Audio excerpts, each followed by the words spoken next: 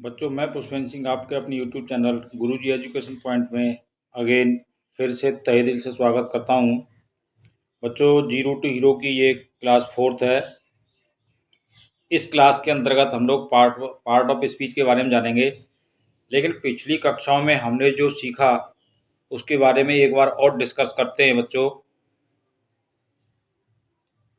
पिछली कक्षा में हमने जो है हिंदी और इंग्लिश के अल्फ़ाबेट और उनकी संख्याओं के बारे में जाना कि कितने अल्फ़ाबेट होते हैं, कितनी संख्याएं होती हैं, कौन सा अक्षर किससे बनता है। और उसमें हमने प्रैक्टिस की हिंदी से अंग्रेजी कैसे बनाएंगे और अंग्रेजी से हिंदी में कैसे बदलेंगे। ये सारी चीज़ें क्लास फर्स्ट में हमने सीखी। जिन छात्र छात्राओं ने ये क्लास नहीं देखी हैं उनके लिए मैं इसके अंतर्गत इसके डिस्क्रिप्शन में आपको लिंक प्रोवाइड कराऊंगा और वहाँ से इसे आप देख सकते हैं। बच्चों, क्लास सेकंड में आपने सीखा वॉवेल्स और कंसोनेंट, यानी हिंदी में वॉवेल्स कितने होते हैं, इंग्लिश में कितने होते हैं और कौन कौन से होते हैं। ऐसे ही आपने जो है यहाँ कंसोनेंट के बारे में भी सीखा होगा कि हिंदी में कितने कंसोनेंट होते हैं और कौन कौन से होते हैं और इंग्लिश में कौन कौन से और कितने कंसोनेंट होते हैं। तो बच्चों, इन सारी चीज़ों को देखते हुए इसके बाद क्लास थर्ड में भी हमने सीखा ग्रामर की परिभाषा और उसके भाग, यानी ग्रामर क्या होता है और इसके कितने भाग होते हैं। ये तीनों क्लास जिन जिन छात्र छात्राओं ने नहीं देखी हैं उनके लिए मैं इसके डिस्क्रिप्शन में लिंक प्रोवाइड कराऊंगा, वहाँ से आप पढ़ सकते हैं। और अगेन फिर कहूँगा कि जिन छात्र छात्राओं ने इस चैनल को सब्सक्राइब नहीं किया सब्सक्राइब करें और बेल आइकन तो ज़रूर ही दबाएं, क्योंकि आने वाले हर क्लास की नोटिफिकेशन आपके पास पहुंचेगी। और अच्छा लगे तो इसको लाइक करें, प्लस अपने मित्र मंडली को इन्हें शेयर भी करें। तो बच्चों, आइए चलते हैं। आज की क्लास बहुत है ख़ास, क्योंकि इस क्लास के अंतर्गत हम लोग पार्ट्स ऑफ स्पीच के बारे में जानेंगे कि पार्ट्स ऑफ स्पीच क्या होता है और इसके कितने भाग होते हैं। सभी छात्र छात्राएं आने वाली हर क्लास को लास्ट तक देखें, क्योंकि लास्ट तक देखने में ही पूरी क्लास समझ में आती है। तो बच्चों, पार्ट्स ऑफ स्पीच ये ग्रामर का एक भाग है और इसके बारे में जानते हैं कि होता क्या है। तो यहाँ स्टडी करते हैं कि पार्ट्स ऑफ स्पीच होता क्या है। बच्चों, इसके लिए मैंने क्वेश्चन दिया हुआ है यहाँ पर, what is part of speech. Part of speech क्या है? तो उसके लिए बच्चों आंसर है, those words are divided into different parts of classes according to their function in a sentence. Each of the part is called parts of speech. ये तो थी इसकी इंग्लिश की डेफिनेशन। अब इसको मैंने हिंदी में भी डिवाइड किया हुआ है, इसको हिंदी में कन्वर्ट किया हुआ है। तो आप लोग यहाँ इसको पूरी तरह से देख सकते हैं कि शब्दों को वाक्यों में उनके कार्य के अनुसार विभिन्न भागों या वर्गों में विभाजित किया जाता है। इन भागों में प्रत्येक शब्द को पार्ट ऑफ स्पीच कहते हैं। शुद्ध भाषा में, अगर देहाती भाषा अगर मैं बात करूं, तो हमारा जो सेंटेंस होता है उसमें अलग अलग भाग होते हैं। जैसे आपका एक्टिव होता है, एक्टिव मीन्स कर्ता। उसके बाद आपकी होती है वर्ब, वर्ब मीन्स क्रिया। उसके मीन्स होती है कि helping verb, helping verb means होती है सहायक क्रिया। और बच्चों, आपका एक पार्ट होता है ऑब्जेक्ट, ऑब्जेक्ट मीन्स होता है कर्म।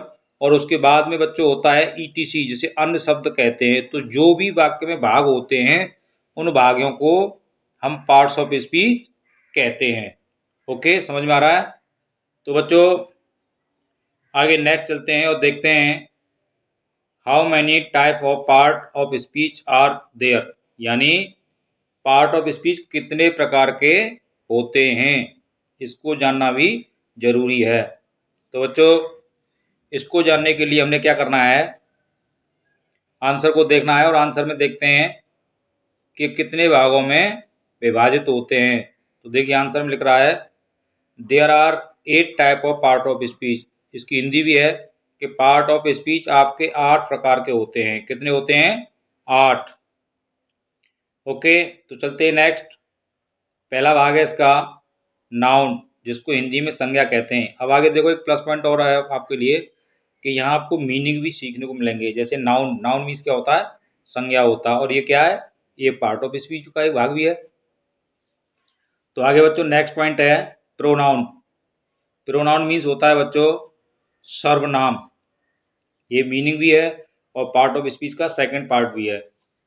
आगे नेक्स्ट है बच्चों एडजेक्टिव, जिसको हिंदी में विशेषण कहते हैं, और इसकी स्पेलिंग भी यहाँ दे रखी है ADJECTIV, यानी प्रत्येक मीनिंग की स्पेलिंग भी है प्लस साथ में उसका अर्थ भी है, और ये भी क्लियर होगा कि हमारा पार्ट ऑफ स्पीच का भाग है। आगे बच्चों आपका वर्ब, वर्ब मीन्स होता है क्रिया। तो क्रिया मैंने भी बताई थी, ये दो प्रकार की होती है, एक मेन वर्ब कहते हैं, एक हेल्पिंग वर्ब कहते हैं। ये एक सहायक क्रिया होती है, एक मुख्य क्रिया होती है। ओके बच्चों, आगे नेक्स्ट देखते हैं पांचवा भाग एडवर्ब, जिसे क्रिया विशेषण कहते हैं। ये बच्चों आपकी क्रिया विशेषण होती है। आगे बच्चों आपका प्रीपोजिशन, प्रीपोजिशन मीन्स होता है संबंध बोधक अव्यय। इसका मीनिंग भी है कि प्रीपोजिशन, इसका हिंदी अर्थ क्या हुआ, संबंध बोधक अव्यय, और एक पार्ट ऑफ स्पीच, यानी पार्ट ऑफ स्पीच का एक छठवां भाग हो गया ये। तो ऐसे इसको हम लोग स्टडी करेंगे, और एक बार नहीं बार बार करेंगे, जब तक इसे हम समझ में नहीं लेते, तब तक हमसे याद नहीं कर लेते। पढ़ते तो सभी हैं, समझना बहुत ज़रूरी होता है, याद करना बहुत ज़रूरी होता है। जो बच्चे याद करते हैं वही बच्चे होशियार होते हैं। आगे बच्चों सातवां पार्ट है कंजक्शन।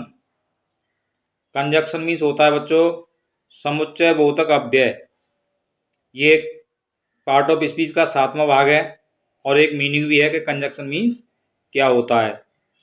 आगे बच्चों इसमें है आठवां इंटरजेक्शन, इसको हिंदी में विस्मयाद बोधक अव्यय कहते हैं, और ये पार्ट ऑफ स्पीच का आठवां भाग है। तो बच्चों आपने देखा पार्ट ऑफ स्पीच हमारे जो 8 भागों में विभाजित होते हैं, और इन सब के नाम यहाँ आपको सीखने को मिले। एक बार नहीं बार बार पढ़ें, याद करें, और जिन्होंने चैनल सब्सक्राइब नहीं किया उसे सब्सक्राइब करें। बेल आइकन तो जरूर दबाएं, ताकि आने वाली हर क्लास की नोटिफिकेशन आपके पास पहुंचे और आप अधिक से अधिक यहाँ से एजुकेशन गेन कर सकें। तो बच्चों पढ़ते रहें, आने वाली हर क्लास को देखते रहें, और अच्छी लगे तो लाइक और शेयर करते रहें। Okay, thank you very much to watch this video and go success in your learning education. Okay, thank you very much.